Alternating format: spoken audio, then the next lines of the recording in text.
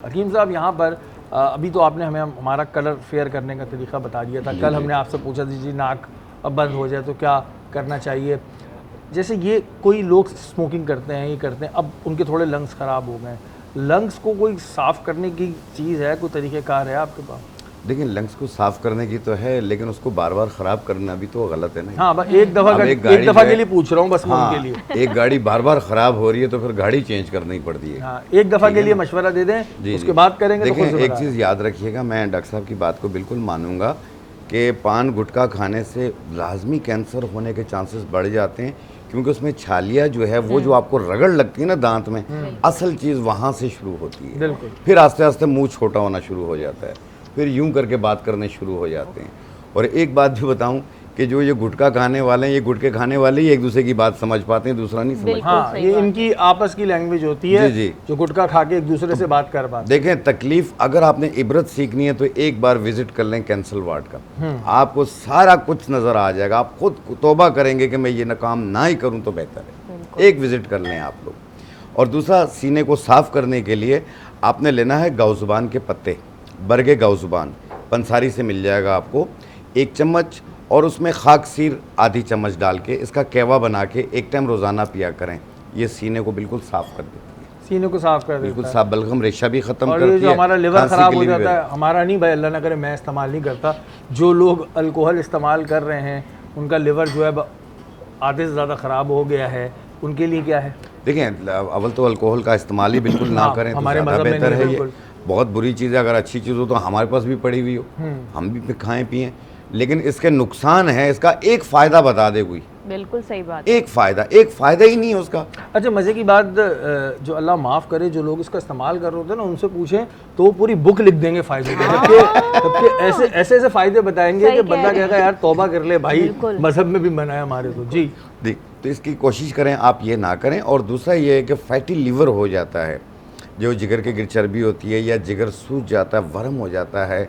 ये ज़रूरी नहीं है कि आपको अल्कोहल से हो, आम तौर पे भी मुरगन ग़िज़ाओं से भी हो जाता है, बाहर की चीज़ें खाने से हो जाता है। तो उसको ठीक करने के लिए, फैटी लीवर को दूर करने के लिए एक बूटी आती है ऊँट कटारा।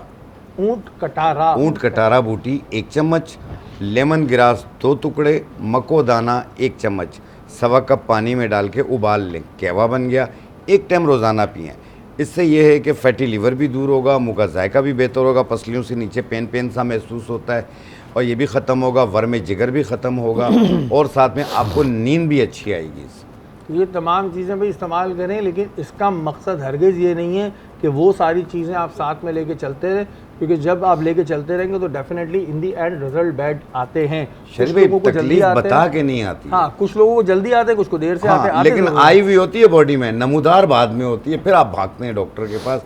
और देखें, ये जो पान गुटखा ये चीज़ें हैं, ये 150 रुपये 20 रुपये जितनी की भी हैं, ठीक है, आप ख़रीद लेते हैं, लेकिन जब इसका साइड इफ़ेक्ट आता है तो फिर वो करोड़ों का खर्चा आता है, करोड़ों में खर्चा होता है और जान अलग से गई। अच्छा, ये जो वैसे मुंह के कैंसर जिनको भी होता है तो फिर उनका काटना ही हल रहता है, मेरे और तो कुछ नहीं होता। हमने देखा है कि 1, 2, 3 स्टेज जो होता है उसमें सर्जरी क्यूरेटिव होती है। दैट मीन्स कि अगर आपको उसको कम्प्लीटली क्योर करना है तो सर्जरी इज़ एब्सोल्युटली नेसेसरी। अगर सर्जरी नहीं हो सकती तो फिर ज़्यादा मुश्किल इलाज होता है।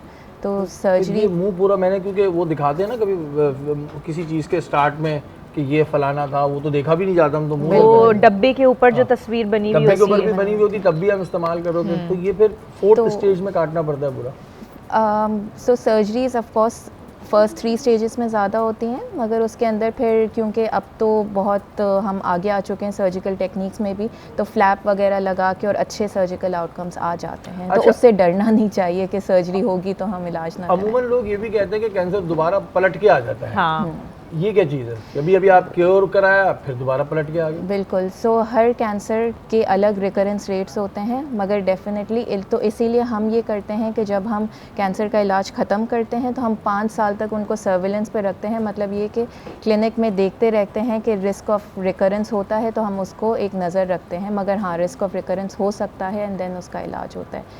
ठीक है जी, इलाज हो सकता है और अल्लाह ताला सबको सेहतयाब रखे।